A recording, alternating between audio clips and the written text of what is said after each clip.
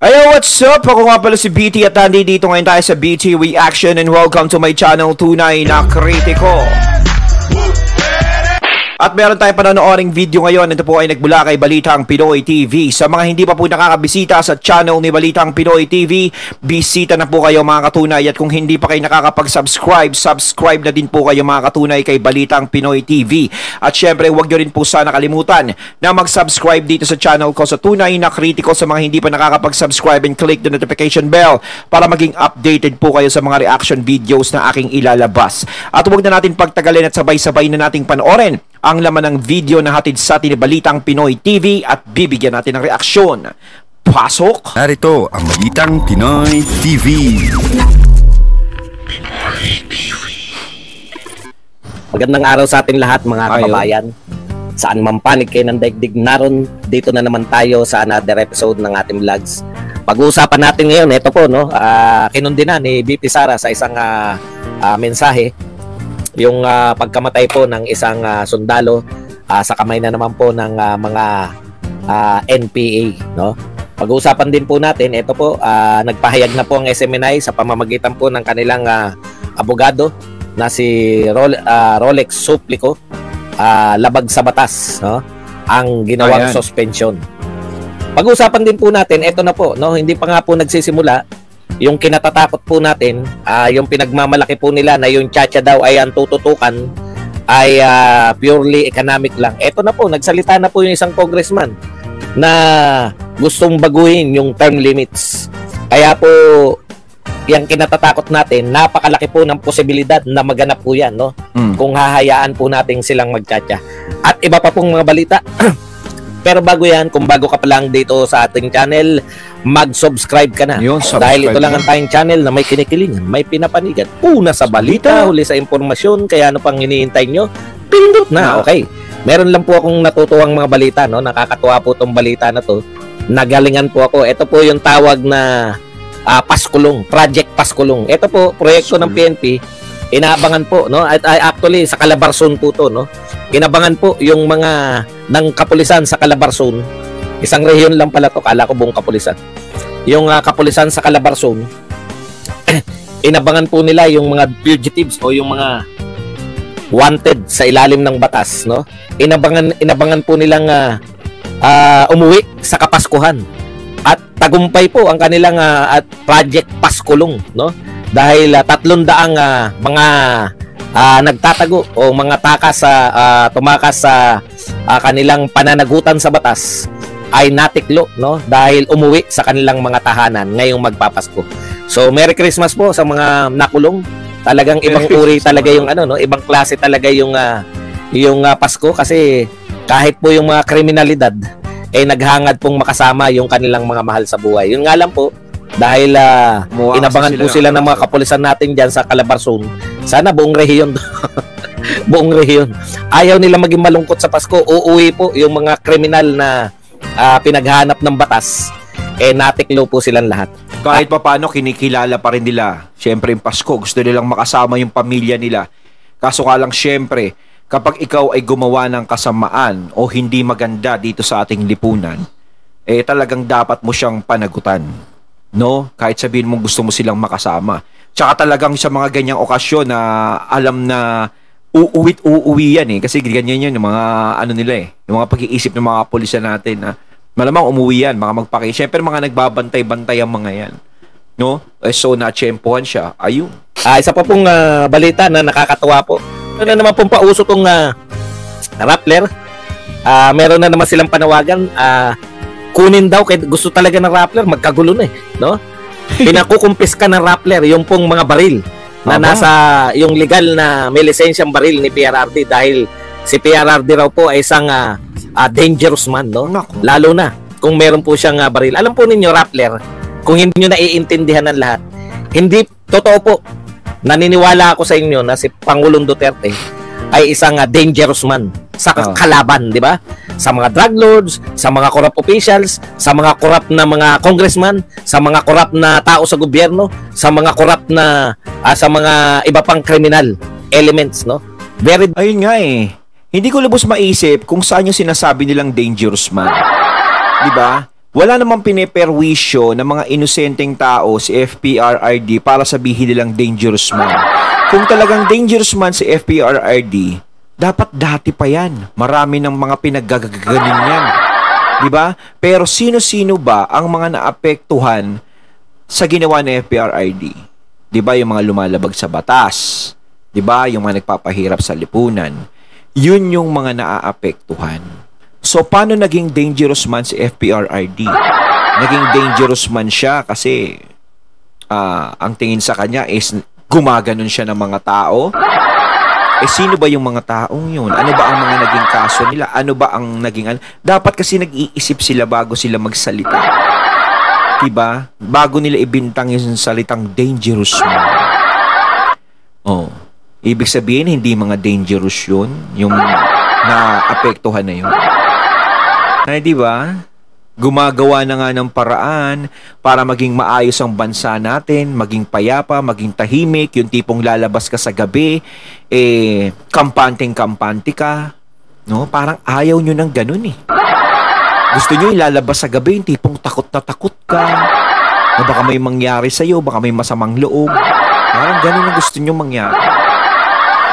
Dangerous, pero hindi po siya dangerous dahil siya ay maraming baril. Alam nyo kung bakit dangerous si Pangulong Duterte? Dahil sa taglay niyang talino. Yung utak po, no? Antindi. Ha? Utak ni Pangulong Duterte. Halos mag-isa na lang po siya. Nagkatotoo po yung sinasabi niya na nung una hindi ko mapaniwalaan. Na wala na talagang oposisyon ngayon. Maske media. Sumasang-ayon na sa kalakaran. Pero kaya po siya nariyan. Sabi niya nga kahit mag-isa lang siya. Ay siya po yung magiging tinig ng oposisyon. Hindi po pwedeng walang oposisyon. Di po ba?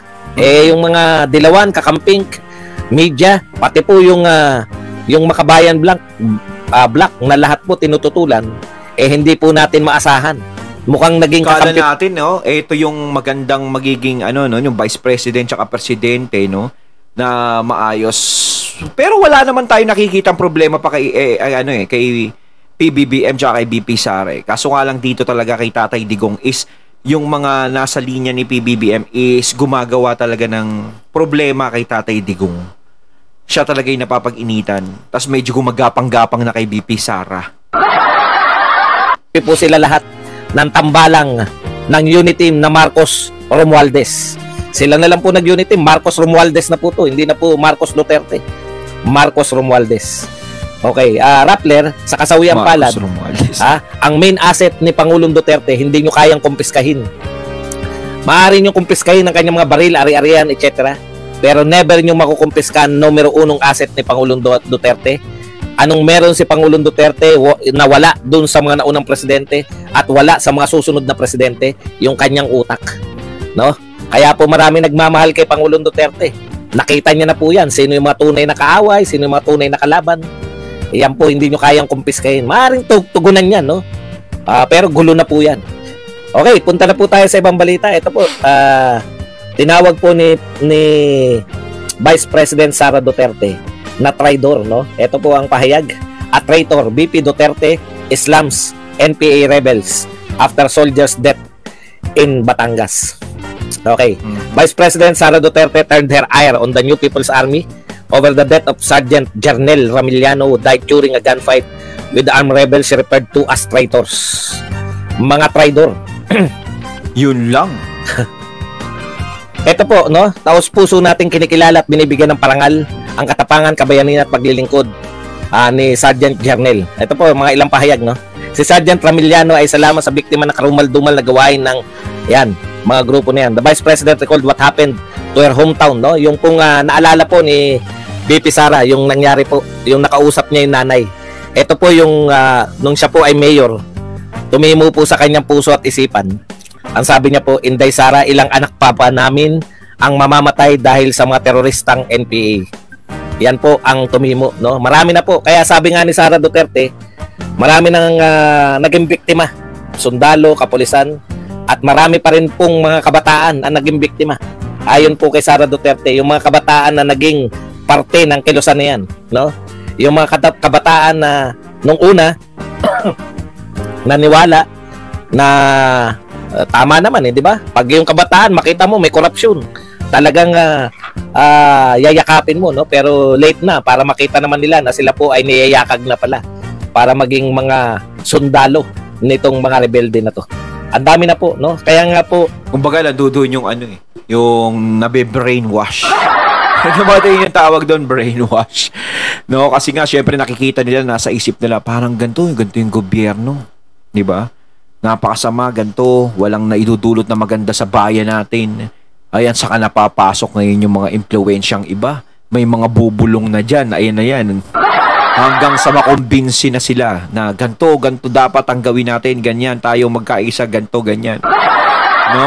Yun naman ang ayaw ni BP Sara. Ang gusto ni BP Sara kasi is maramdaman ng mga tao ng mga taong yun na merong gobyerno. Na huwag mawawalan ng pag-asa na meron silang gobyernong masasandalan. No, hindi yung ganto kagulo, puro paghahangad sa kapangyarihan, puro paghahangad sa pwesto. Ang hirap Halos hindi na nga maintindi yung problema ng mga tao, 'di ba?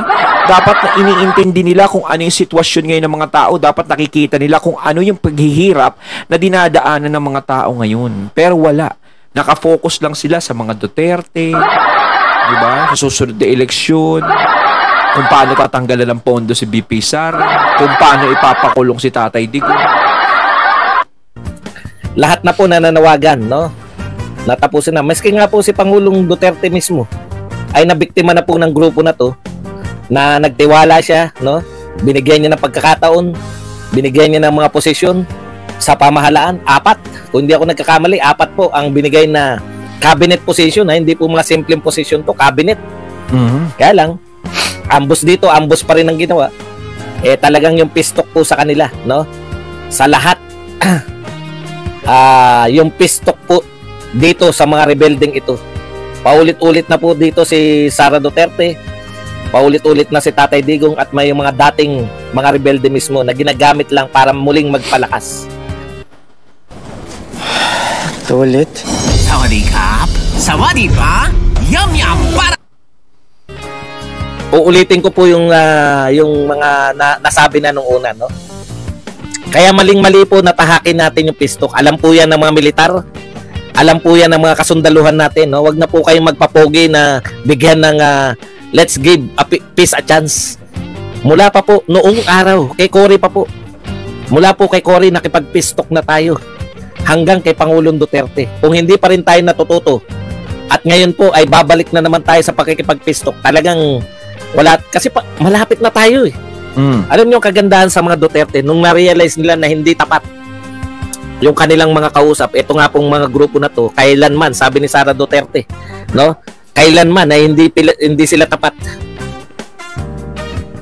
Ayan po, ang tanging layunin ng grupo na yan ay sirain ang pundasyon ng ating demokrasya, pabagsakin ang institusyon ng pamahalaan, kalad ka rin tayo sa kahirapan, kaguluhan at kawalan ng hustisya. Yan po ang mga binibitawang salita ni Sara Duterte sa kanyang pahayag. Tila itong gobyerno na to, hindi natin alam kung wala na lang sa kanila May masabi na lang nakakaiba. May masabi na lang sila na may iba silang ginawa kaysa sa mga Duterte. Yung pong magandang proyekto na dapat lang tinutuloy, ayaw po nila. No? Gusto nila maiba. Wala tayong magagawa. Sana po gusto kasi nila yung credits is mapunta sa kanila. Kasi kung sakasakaling itutuloy yung ginawa ni FBRRD, syempre kanino ba mapupunta yung credits na yun kapag yun ay nagtagumpay? Syempre sa mga Duterte. No? Yun ang iniiwasan nila na mangyari. So, hindi pa pwedeng bumango yung pangalan yan. Lalong babango, lalong lalakas yan. Kailangan gumawa tayo ng sa atin, parang ganyan. Para tayo ang makagawa ng pangalan, tayo ang bumango ang pangalan. Diba? Parang ganun yan. Natututo tayo. Natututo sana tayo sa karanasan natin na wala po talagang mahihita tayo sa lahat ng pakikipagpistok dito sa grupo na to. Okay, punta na po tayo rito sa SMNI, nagsalita na po yung mga abogado at meron din ang abogado po nito ay si Attorney Rolex Suplico. Isa rin po yan sa mga host ng SMNI. Sabi po ni Rolex Suplico, ito ay labag sa batas. Ito po ang kanyang tinex dito sa ABS-CBN sa TV Patrol. The order, kasi wala na sila wala na sila sa SMNI. The order was issued without hearing, hence it violated the due process of law. provisions of the 1987 Constitution, SMNI was punished without giving it its day in the court. Pinarusahan na po, hindi man lang nagkaroon ng hearing, pinarusahan na po, hindi man lang pinagpaliwanag. Yan po ang problema ng mga tao na to, no? Yan po ang ginawa nila sa SMNI. Parusa na agad bago mag-hearing. Parusa na agad bago pinagpaliwanag. Walang due process. Meski Tama. po yung mga, ewan ko lang Hindi tama. nasan po yung mga, kayo sa Commission Tama on si Human Sir Rights. Badong, hindi tama Lahat yung po ng ginawa mga NUJP, lahat po ng mga samahan na nung tutol na tutol, nung hindi pinagbigyan ng prangkisa. Yung pong ABS-CBN, napakalayo po. No? Ano po meron sa ABS-CBN? Tapos na po yung kanilang prangkisa. Nag-a-apply po sila ng panibagong prangkisa. At dinaan po yan, ilang araw po, 13 days kung hindi ako nagkakamali. 13 days na sinalang yung ABS-CBN. Nalaman natin yung mga pagkukulang, mga kamalian ng ABS-CBN. Dito po, wala. Wala pong aligasyon. Kasi po wala namang batas ng red tagging. Ayun, natating nato ngayon ang video na nagbula kay Balita ang Pinoy TV. At syempre nato ngayon din natin ang boses na yon na nagbula kay Sir Badong Arateles. Kayo mga katunay, anong masasabi nyo tungkol dito sa video ito na binigyan natin ng reaksyon? Comment lang po kayo sa comment box. So once again, I'm BT and I'm out. Peace.